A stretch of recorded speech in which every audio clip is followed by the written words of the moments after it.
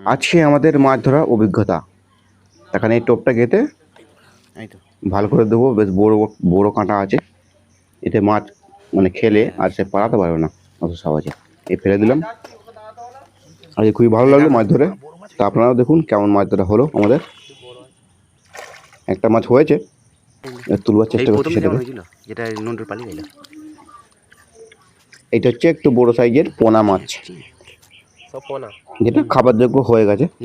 তো এটাকে আমি রেখে দেবো, ছাড়বো না। কাঁটাটাকে ছাড়িয়ে নিলাম, এই বালতি যাই দিলাম।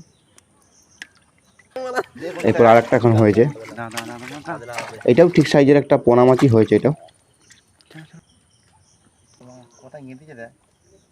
এই যে আর একটা এখন হয়েছে, এইটা ভালো সাইজের পোনা মাছ।